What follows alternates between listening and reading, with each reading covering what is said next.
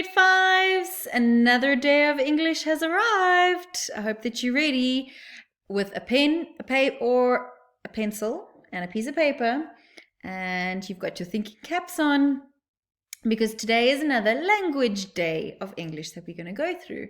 Remember that throughout this lesson, please take a note of any of your questions and email them to grade5@worksheetcloud.com. And I hope that you are ready to learn. You're sitting somewhere comfortable, hopefully at a table, on a chair, and you're not lying down, because I always sit and say that the best way to learn is not lying down. Sit up straight, get comfortable, and let's get ready to learn today. Okay, so we are going to start with an activity to get our brains warmed up. So, because I know either some of you are watching this and you've just had a wonderful nap, or you're watching this early in the morning and you've had a great night's sleep, but I feel like we just need to warm our brains up a little bit. So, we have got 5 sentences. Now, there's something wrong with each of these sentences. And so, I'm going to explain what that is. So if we just read sentence number 1, it says, their neighbor's late night trumpet playing was a big problem. Okay, so do you see that this word over here is underlined? And the word is playing, but it is spelt horrendous. It is terrible spelling. So on a piece of paper, I want you to number 1 to 5. And for every single sentence, there's an underlined word that is spelt terribly. It is incorrect, and I want you to write the correct spelling. So we are practicing a little bit of spelling to warm up our brains this morning. So I'm going to read through the sentences. Let's do number 1 again. Their neighbor's late night trumpet playing was a big problem. Number 2, the hen liked to let everyone know when it had laid an egg. Number 3, he disliked being reminded of his win in the prettiest baby competition. Number 4, we need someone reliable to do our homework for us. Number 5, the dog wasn't allowed on the chair till her coat had dried. Okay, so all 5 of those words are spelt incorrectly. Maybe pause the video, write the correct spelling, and I'm going to go through the answers. So let's see how correct you are. Right, so the correct spelling for playing, P-L-A-Y-I-N-G. Right, the hen liked to let everyone know when it had laid an egg. This laid is L-A-I-D, laid an egg. The other laid is when you go to sleep and you lay. Right, she laid on her bed. Or lay on her bed, laid. Yeah, it doesn't really make sense. Depends on what context it is. Number 3, he disliked being reminded of his win in the prettiest baby competition. Remember degrees of comparison. Pretty, prettier, prettiest. So your spelling is P-R-E-T-T-I-E-S-T. Number 4, we need someone reliable to do our homework for us. Okay. Even though you should be doing your homework on your own, nobody should be doing your homework for you. Number 5, the dog wasn't allowed on the chair till her coat had dried. D-R-I-E-D, dried. Okay, how did you do? Did you get them all correct? I hope so. I'm sure you did. Right, so today, grade 5s, we are going to be looking at pronouns. And pronouns are quite important because I see many mistakes and common errors that come up with pronouns. So that's why I thought, I'm going to reteach pronouns from the beginning so that it can be almost like a clean slate. So let's start. So first of all, what exactly is a pronoun? So if we look at the definition, a pronoun is a word that takes the place of a noun. Okay, so simple definition, a pronoun is a word that takes the place of a noun. Right, so if we have a look at different types of pronouns, now these different types of pronouns are probably you've definitely seen them before, but have you used them in the correct way? That is the question that I'm asking you. So the very first type of pronouns, we call them personal pronouns. And I've put in brackets singular because it is when we are talking about one person or one thing. So we call them personal. So just like we are personal, we refer to ourselves, we are singular. And so these types of pronouns are personal pronouns. Right.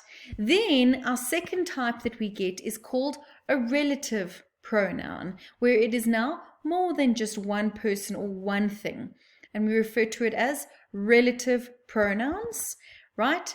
Then we get possessive pronouns, where it is used to show that an object belongs to someone else. Okay, it belongs to someone else. It's almost like a sense of possession. So it's mine, it's yours, it's theirs, it's hers, and so on. So it's a sense of belonging. Okay, and so those are our types of pronouns. Today, grade 5s, I'm going to spend the lesson and I'm only going to focus on the one type of pronoun. Okay, and today's lesson we're going to only be focusing on personal pronouns, but I'm going to show you examples of each of the three types. But I'm going to be spending a little bit of time on the section of pronouns and breaking up our three types into three different lessons, because I just think it's important to really look at the core understanding of each of the types of pronouns. So if we just look at personal pronouns, the type of words that you would see would be he, him, she, I, me, those. And remember, we said personal, so we refer to it as singular. They are personal pronouns. If we look at relative pronouns, we can say we, they, us. We also, in our next lesson, we're going to look at who, with whom, which. Those are some of our relative pronouns, right?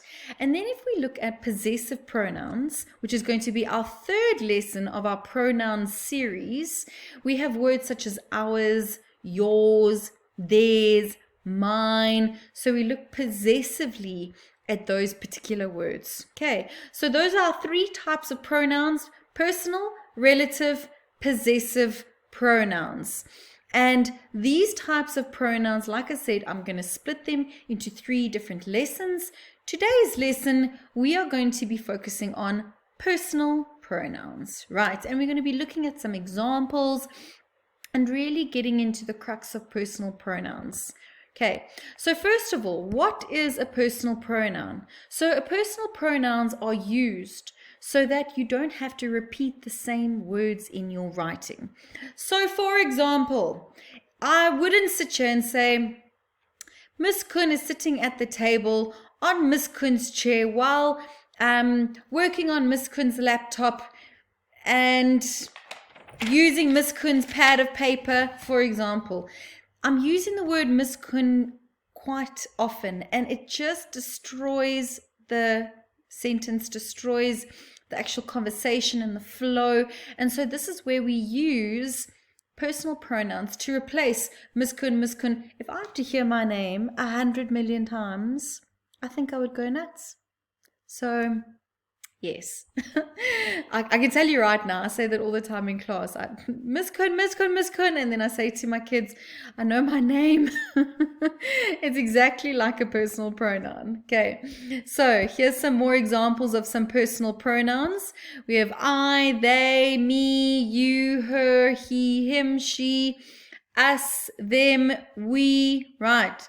So those are some examples of some personal pronouns. And personal pronouns also include, not just for people that have a gender, him, her, but it's also for, we talk about things, right? And so for those types of things, we can use the word it, they, or them, right? And so personal pronouns can also include these types of words as well.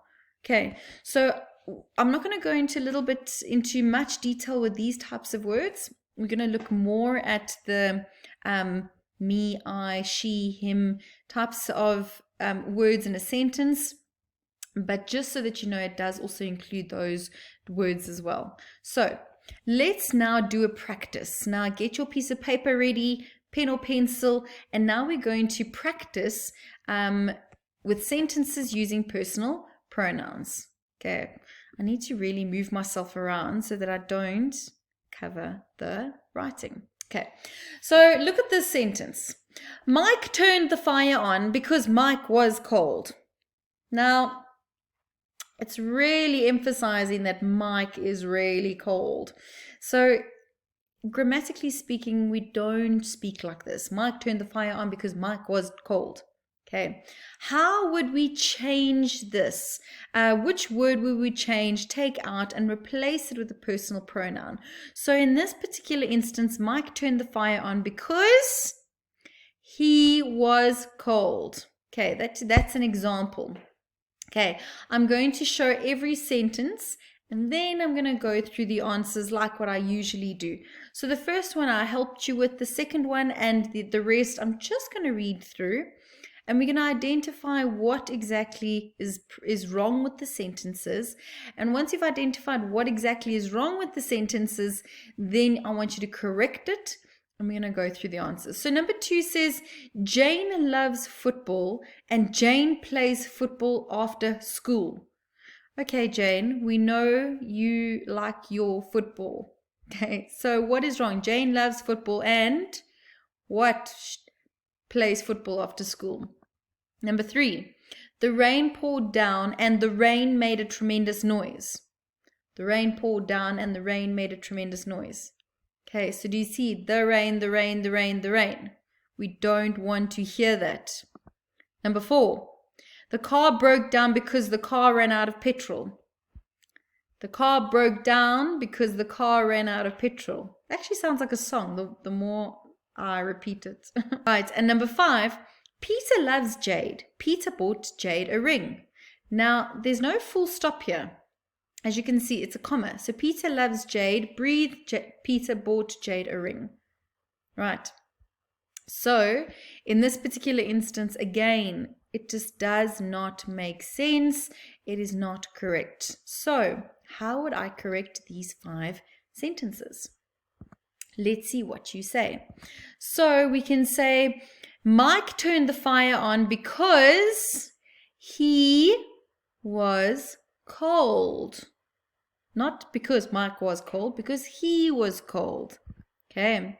Number 2 says Jane loves football and she plays football after school. So I've replaced the Jane twice, left one Jane. Jane loves football because she plays football after school.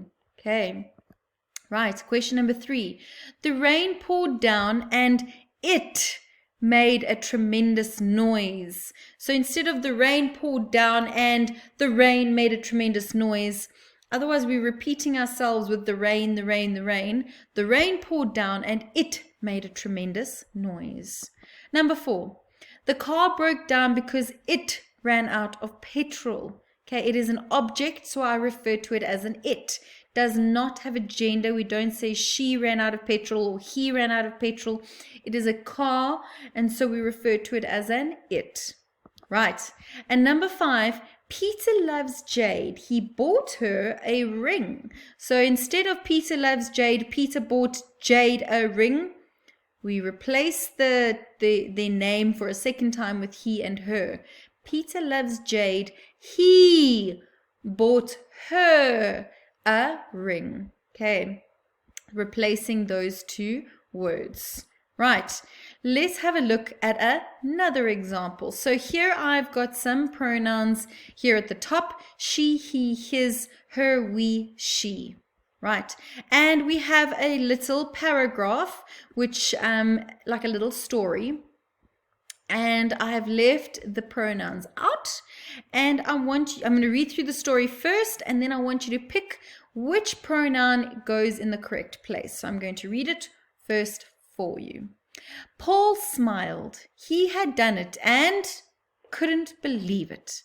But we couldn't have done it on own. Something were great, he said enthusiastically. Nina and Jessica's mother ran down to the gate and hugged Jenna, telling what a silly girl had been. "What's wrong?" asked. "You could have been hurt," shouted Jenna's mother. So, by looking at your choice of pronouns over here at the top, I want you to see which pronoun fits the sentences the best. So maybe if you would like to pause the video and then try on your own, now is your chance.